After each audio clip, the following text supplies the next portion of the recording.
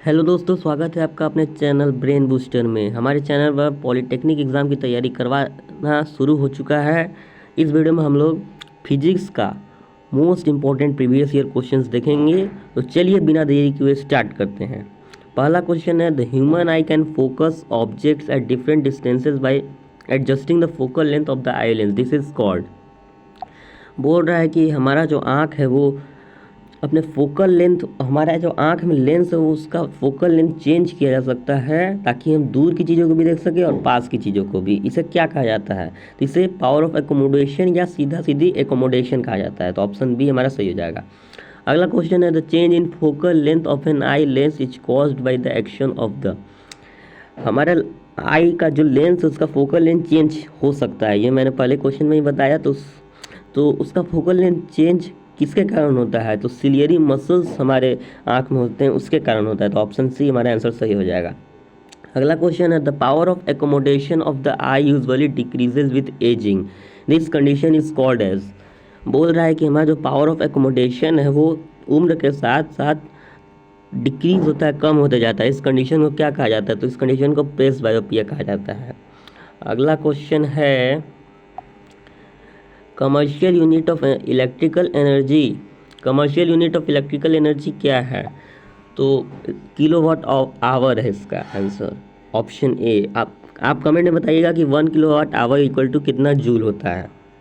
अगला क्वेश्चन है, the resistance of a wire is. जो रेजिस्टेंस है वो आपने 10th क्लास में ही पढ़ा होगा कि इन्वर्सली प्रोपोर्शनल होता है एरिया ऑफ क्रॉस सेक्शन के, इन्वर्सली प्रोपोर्शनल।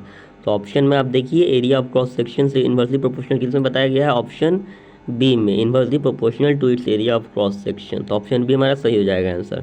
अगला क्वेश्चन है, the magnetic field of a solenoid carrying current is similar to that of a. Solenoid आप 10th क्लास में पढ़े होंगे कि कॉइल की तरह होता है इस तरह का, इसी को सोलेनॉइड कहते हैं। तो इसका मैग्नेटिक फील्ड एकदम किसके तरह होता है? इसका मैग्नेटिक फील्ड एकदम बार मैग्नेट की तरह। बार मैग्नेट का मैग्नेटिक फील्ड कैसा होता है? नॉर्थ पोल से ऑरिजिनेट होते हैं और फील्ड लाइंस नॉर्थ पोल से ऑरिजिनेट होते हैं और साउथ पोल में मर्ज करते हैं। तो इसका भी एकदम वैसे ही होता है। तो इसका आंसर हो जाएगा ऑप्शन ए, बार मैग्नेट। अगला क्वेश्चन है, the phenomenon of electromagnetic induction is. Electromagnetic induction phenomenon में क्या होता है? तो इलेक्ट्रोमैग्नेटिक इंडक्शन में बेसिकली कॉइल के आसपास का जो मैग्नेटिक फील्ड है उसे चेंज करके करंट इंड्यूस किया जाता है, इसी को इलेक्ट्रोमैग्नेटिक इंडक्शन कहते हैं। तो इसमें ऑप्शन सी इसका करेक्ट आंसर हो जाएगा, inducing electric current in a coil due to relative motion between a magnet and the coil. इसी फेनोमेनन पे जनरेटर वर्क करता है। अगला क्वेश्चन है, at the time of short circuit the current in the circuit. Short circuit के time पर current कैसा होता है? तो बहुत ज़्यादा बढ़ जाता है शॉर्ट सर्किट के टाइम पे, तो इंक्रीजेज हैविली। ऑप्शन सी सही हो जाएगा। अगला क्वेश्चन है, the device used for producing electric current is called as. Electric current produce करने वाले डिवाइस को क्या कहा जाता है? तो जनरेटर से ही तो हम लोग इलेक्ट्रिक करंट प्रोड्यूस करते हैं, तो जनरेटर कहा जाता है। ऑप्शन ए सही हो जाएगा। अगला क्वेश्चन है, which among the following has larger refractive index. Option जो दिए उसमें से किसका सबसे ज़्यादा रिफ्रैक्टिव इंडेक्स होता है? तो आपने पढ़ा होगा कि डायमंड का सबसे ज़्यादा रिफ्रैक्टिव इंडेक्स होता है, कितना होता है? 2.42। तो ऑप्शन सी हमारा सही हो जाएगा। अगला क्वेश्चन है, the effective diameter of the circular outline of A spherical lens is called.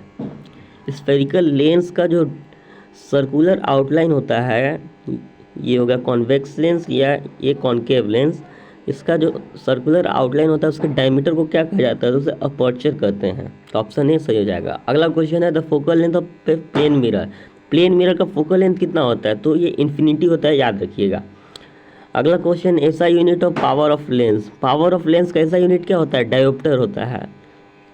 अगला क्वेश्चन, ऐसा unit of potential difference. Potential difference का ऐसा यूनिट क्या होता है? वोल्ट होता है। ऑप्शन बी सही हो जाएगा। अगला क्वेश्चन है, 1 ओम इज इक्वल टू। आपने ओम 100 में पढ़ा होगा, V is equal to I R. तो यहाँ से R का वैल्यू निकाल सकते हैं, V/I, और R का ही तो ऐसा यूनिट 1 ओम होता है। तो 1 ओम, तो इसका ऐसा यूनिट रख दीजिए, इसका ऐसा यूनिट रख दीजिए, क्योंकि क्वेश्चन में इसका ऐसा यूनिट रखा गया है। तो वोल्ट का ऐसा यूनिट, पोटेंशियल डिफरेंस कैसा यूनिट हो जाएगा, वोल्ट, तो 1 वोल्ट अपॉन आई, आई यानी करंट, करंट कैसा यूनिट 1 एम्पियर। तो ऑप्शन सी मेरे ख्याल से सही होगा, 1 volt upon 1 ampere, option C सही हो जाएगा। अगला क्वेश्चन है, if the length of the metallic wire is double then the resistance of the wire, resistance जो है वो डायरेक्टली प्रोपोर्शनल होता है तो लेंथ के, तो लेंथ को 2 टाइम्स कर दिए तो रेजिस्टेंस भी तो 2 टाइम्स होगा ही, तो इसका आंसर क्या हो जाएगा, डबल्स। अगला क्वेश्चन है, ऐसा यूनिट ऑफ रेजिस्टिविटी, रेजिस्टिविटी कैसा यूनिट पूछा गया है, रेजिस्टिविटी का ऐसा यूनिट होता है ओम मीटर। अगला क्वेश्चन है, the device that detects the presence of a current in the circuit is, किसी सर्किट में करंट है कि नहीं उसको डिटेक्ट करने के लिए एक डिवाइस आता है, उस डिवाइस को क्या कहते हैं, उस डिवाइस को गैल्वेनोमीटर कहते हैं। अगला क्वेश्चन है, the basic phenomenon of working of an electric generator, मैंने आपको पहले ही बताया कि जनरेटर किस फेनोमेनन पर वर्क करता है, इलेक्ट्रोमैग्नेटिक इंडक्शन पर, इसका आंसर ए हो जाएगा। अगला क्वेश्चन है, the image formed by plane mirror is always, plane mirror के द्वारा कैसा इमेज बनता है, तो आपने देखा हो कि वर्चुअल इमेज बनता है और इरेक्ट बनता है, वर्चुअल यानी आभासी बनता है और इरेक्ट बनता है यानी सीधा बनता है, तो ऑप्शन ए सही हो जाएगा।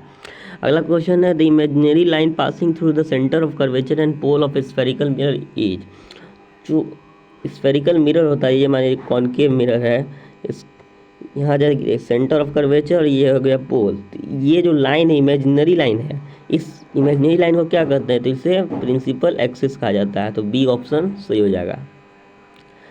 अगला क्वेश्चन है, a ray parallel to the principal axis after reflection from a concave mirror will pass through, बोल रहा है कि कॉनकेव मिरर के प्रिंसिपल एक्सिस कोई रे है, पैरेलल है प्रिंसिपल एक्सिस के, तो वो किधर जाएगा रिफ्लेक्शन के बाद, तो पैरेलल रेज हमेशा फोकस से पास होती है, तो इसका आंसर हो जाएगा प्रिंसिपल फोकस से पास करेगा, तो ऑप्शन ए में प्रिंसिपल फोकस दिया हुआ है, तो ऑप्शन ए सही हो जाएगा। अगला क्वेश्चन है, the size of the image formed by convex mirror when an object is placed at infinity, बोल रहा है कि कॉन्वेक्स मिरर में इमेज का साइज क्या होगा जब ऑब्जेक्ट को इन्फिनिटी पे रखा जाता है। कॉन्वेक्स मिरर कुछ इस टाइप का होता है, ये हो गया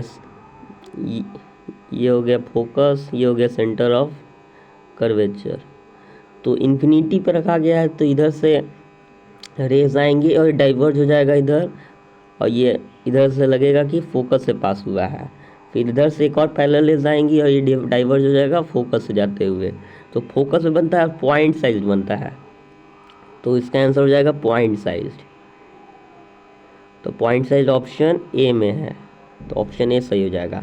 अगला क्वेश्चन है, the type of mirror use by the dentist to see larger images of the teeth of patients is, जो डेंटिस्ट होते हैं वो दांत का ज़्यादा बड़ा इमेज देखने के लिए किस मिरर का यूज़ करते हैं, तो कॉनकेव मिरर का यूज़ करते हैं, क्योंकि सिर्फ कॉनकेव मिरर ही लार्ज इमेजेस प्रोड्यूस करता है, तो ऑप्शन ए इसका सही हो जाएगा। ये लास्ट क्वेश्चन था, आई होप आपको वीडियो अच्छा लगा हो, अगर अच्छा लगा तो आप कमेंट जरूर करें, लाइक करें और सब्सक्राइब जरूर कर दें चैनल पर नए हो तो। पॉलिटेक्निक की तैयारी के लिए और भी वीडियोस जल्द ही आएंगी। थैंक्स फॉर वॉचिंग, जय हिंद।